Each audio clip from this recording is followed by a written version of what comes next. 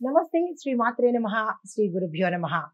June నెల 23 2025 సోమవారం నాటి దిన ఫలితాలలో పంచాంగం ఈరోజు మాస శివరాత్రి అత్యంత పుణ్యప్రదమైన రోజు అన్నమాట.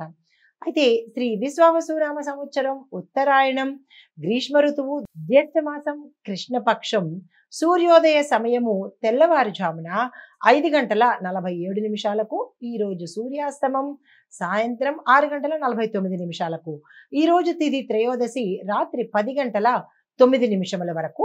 తదుపరి చతుర్దశి తిథి ప్రవేశము నక్షత్రం కృతిక మధ్యాహ్నం 3:15 వరకు.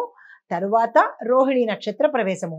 ఈ రోజు వర్జ్యం తెల్లవారుజామున 5:41 నుంచి ఉదయం 7:07 వరకు. దుర్ముహూర్త సమయం మధ్యాహ్నం 3:20 నుంచి సాయంత్రం 4:12 వరకు. రాహుకాల సమయం ఉదయం 7:24 నుంచి ఉదయం 9:02 వరకు. యమగండ కాలం ఉదయం 10:40 నుంచి మధ్యాహ్నం 12:18 వరకు. ఈరోజు బ్రహ్మముహూర్త సమయం తెల్లవారుజాము సమయంలో 4:11 నుంచి తెల్లవారుజామున 4:59 వరకు. అమృత ఘడియలు మధ్యాహ్నం 1:06 నుంచి మధ్యాహ్నం 2:33 వరకు. ఈరోజు అభిజిత్ ముహూర్తము 11:52 నుంచి మధ్యాహ్నం 12:44 వరకు. ఇది నేటి పంచాంగం. నమస్తే. తదుపరి రాశి తులారాశి. ఈ రాశి వారి యొక్క గ్రహస్థితులు 9వ ఇంట సూర్య భగవానుడు. ఈయన ఉండడం వల్ల గురు పూజ ధార్మికత ఎక్కువగా మీలో పెరిగే అవకాశం ఉంది. బుధుడు కూడా 9వ ఇంట్లో ఉండడం వల్ల తత్వబోధ ప్రయాణాలు రావాల్సిన పరిస్థితి. చంద్రుడు 5వ ఇంట ఉండడం వల్ల మానసికంగా సంతృప్తి చెందుతారు. అనుకున్న కార్యాలు సక్సెస్ అవుతాయి. కుజుడు 8వ ఇంట ఉండడం వల్ల ఆపదలు వచ్చే అవకాశం ఉంది. అనారోగ్యం కాదు, ఆపదలే వచ్చే అవకాశం ఉంది. చాలా చాలా జాగ్రత్తలు తీసుకోండి. శని భగవానుడు 5వ ఇంట ఉండడం వల్ల విద్యార్థులకు స్థిరమైన ఆలోచనలు ఉండవు. కొంతమంది మానివేసే పరిస్థితి కూడా కనబడుతుంది. అంటే దానిలో ఆటంకాలు ఎదురవుతాయి. రాహు 7వ ఇంట్లో ఉండడం వల్ల ఎనీ రిలేషన్ అంటే ఏ సంబంధ బాంధవ్యాలైనా ఒత్తిడితో కూడుకున్నట్టుగా ఉండబోతున్నాయి. కేతు 1వ ఇంట్లో ఉండడం వల్ల ఆత్మవిశ్వాసంలో హెచ్చు తగ్గులు వచ్చే అవకాశం ఉంది. కాసేపు నేను అన్ని చేయగలను అనడము, మరి కాసేపు నేనేమి చెయ్యలేను అనడము. అంటే మీ యొక్క కాన్ఫిడెన్స్ లెవెల్స్ తగ్గు ఎక్కి ఉన్నట్టుగా మీకు గ్రహాలు ఫలితాన్ని ఇస్తున్నాయి. అయితే గోచార రీత్యా మీకు ఎలా ఉండబోతోంది అంటే కనుక విద్యార్థులకు ఇది పరీక్షా ఫలితాల సమయము. సంతృప్తికరంగా ఉండవచ్చు. ప్రేమ సంబంధాల వారికి స్థిరత్వం అయ్యే అవకాశం ఉంటుంది. కానీ మీ యొక్క మాటల చాకచక్యం వల్ల కావచ్చు, లేదా మాటలు విరుగుడుగా మాట్లాడడం వల్ల ఏమవుతోందంటే విరిచినట్టు ఇగోతో మాట్లాడడం వల్ల ఆ సంబంధాలు విడిచికొట్టేటట్టుగా కనబడుతోంది.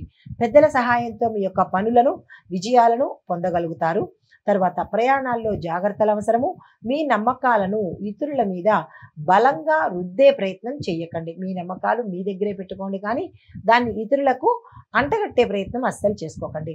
మీకు చెప్పదగిన పరిహారము ఓం మహాలక్ష్మీ నమః అనే మంత్రాన్ని చదువుకుంటూ ఏదైనా అమ్మవారి ఆలయంలో కుంకుమ పూజ కానీ తెల్లని పువ్వులను కానీ ఇచ్చినట్టయితే సానుకూలమైన ఫలితాలు పొందుతారు. తదుపరి రాశి వృశ్చిక రాశి. ఈ రాశి వారి యొక్క గ్రహస్థితులు సూర్యుడు 8వ స్థానంలో ఉండడం వల్ల అనుకోని మార్పులు, బుధుడు కూడా అక్కడే ఉండడం వల్ల రహస్య వ్యవహారాలు, చంద్రుడు 4వ ఇంట ఉండడం వల్ల ఇంట్లో సమస్యలు, కుజుడు 7వ ఇంట సంచారం చేయడం వల్ల సంబంధాలలో కోపతాపాలు ఉంటాయి. శని భగవానుడు 4వ ఇంట సంచారం చేయడం వల్ల ఇంటి స్థిరాస్తిలో జాప్యం జరిగే అవకాశం కనబడుతోంది. రాహువు 6వ ఇంట ఉండడం వల్ల శత్రువుల మీద విజయం సాధిస్తారు. కేతు 12వ ఇంట ఉండడం వల్ల అనారోగ్య సమస్యలు, నిద్రలేనితనము, శక్తి తక్కువ ఉండే అవకాశం ఉంది. ఇవి ఈ గ్రహాలు మీకు ఇచ్చే ఫలితాలు. మరి గోచార రీత్యా ఎలా ఉండబోతోంది అంటే కనుక ఈ రోజు మీ ఇంట్లో శాంతియుత వాతావరణం కొంత తక్కువగా ఉండే అవకాశం కనబడుతోంది. మీ సహనాన్ని పరీక్షించే రోజు. సంయమనం పాటిస్తేనే అనేక సమస్యలకు పరిష్కారం దొరుకుతుంది. వ్యాపారంలో ఉన్న మిత్రులు నమ్మకంగా ఉంటారు, కానీ వారి నమ్మకాన్ని ప్రాతిపదికగా తీసుకునే ప్రయత్నం ఈ రోజైతే చేయకండి. మీ మాతృవర్గ సభ్యుల దగ్గర నుంచి ఆరోగ్యం మీద శ్రద్ధ పెట్టే అవకాశం చేయండి.